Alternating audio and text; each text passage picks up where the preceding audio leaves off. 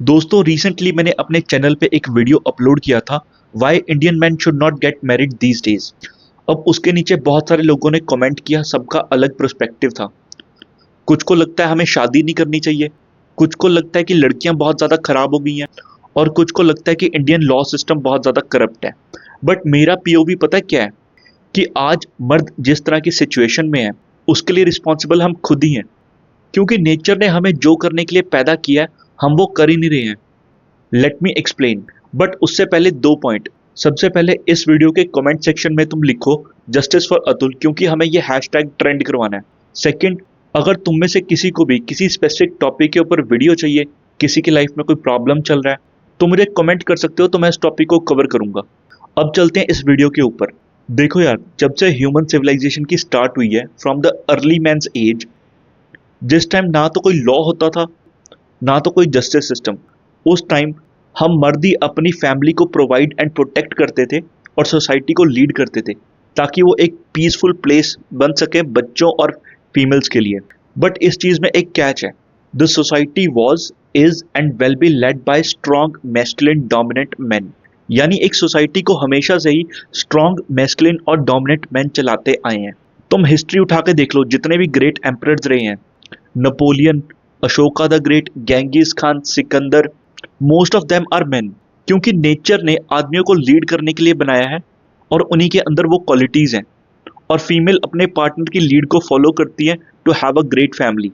पिछले टाइम्स में राजों का क्या काम होता था कि वो दुश्मन से जाके जंग लड़े, अपने किंगडम को प्रोटेक्ट करके रखें, ठीक है, अपने लोगों को सिक्योरिटी प्रोवाइड करवाएं, फूड प्रोवाइड करवाएं और अपने किंगडम को लीड करें। और रानियां जंग के लिए राजाओं को तैयार करती थी, उन्हें तिलक करके भेजती थी और पीछे से अपने बच्चों का और पूरे महल का ख्याल रखती थी, क्योंकि ऐसा ही होता आया है। लेकिन आजकल के मर्द, ना तो इनमें स्ट्रेंथ है, डोमिनेंस और लीडरशिप तो छोड़ ही दो। इस वजह से ना चाहते हुए भी लड़कियों को लीडिंग पोजीशन में आना पड़ता है।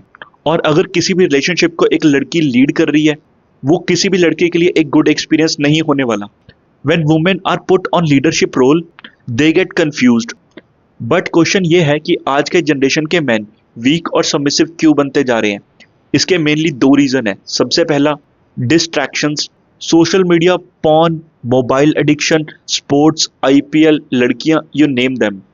सो डिस्ट्रैक्शन के टॉपिक को ऑलरेडी बहुत सारे यूट्यूबर कवर कर चुके हैं, सो मैं उसमें नहीं पढ़ूंगा। Let's go to the second point, which is desperation. अब ये डेस्पिरेशन क्या होता है? Desperation of getting a girlfriend, desperation of validation, desperation of society. कोई लड़की इनसे हंस के बात कर लेती है ना, ये उसके पैरों में बिछ जाते हैं, लड़की को एक पेडेस्टल पे चढ़ा देते हैं, ठीक है, उसी को अपनी लाइफ की फर्स्ट प्रायोरिटी बना लेते हैं, अपने सभी काम धंधे छोड़कर उसके पीछे लग जाते हैं। इन्हें लगता है कि अगर वो लड़की को फर्स्ट प्रायोरिटी बनाएंगे तो लड़की भी इन्हें फर्स्ट प्रायोरिटी बना लेगी। Bro, that's not how the dynamics works. लड़कियों को फर्स्ट प्रायोरिटी बनना कभी भी पसंद नहीं है।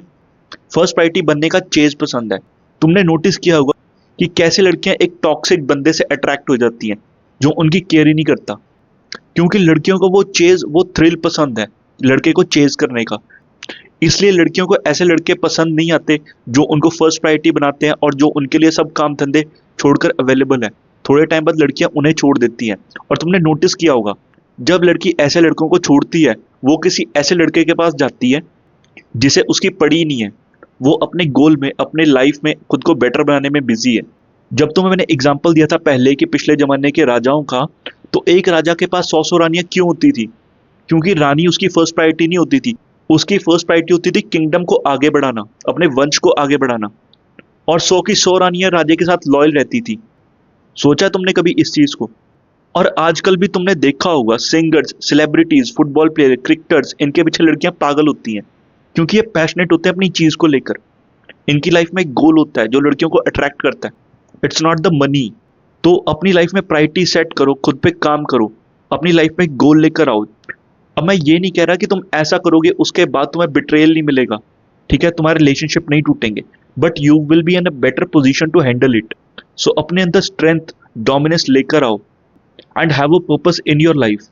शादी नहीं करूंगा, पूरा टाइम सिंगल रहूंगा, ये कोई सोल्यूशन नहीं है, क्योंकि इंडिया में पहली बात तो ये प्रैक्टिकली पॉसिबल नहीं है, और दूसरा, एक एज के बाद तुम्हें ऑटोमेटिकली एक फीमेल पार्टनर की नीड महसूस होगी, क्योंकि तुम्हारे भाई बहन, तुम्हारे दोस्त सबकी शादियां हो चुकी होंगी, उसके बाद लोग तुम्हें ये नहीं कहेंगे तुम अपनी लाइफ एंजॉय कर रहे हो सिंगल रह के, तुम्हें दया की भावना से देखेंगे कि बेचारा अकेला रह गया, जरूर इसमें कोई कमी होगी।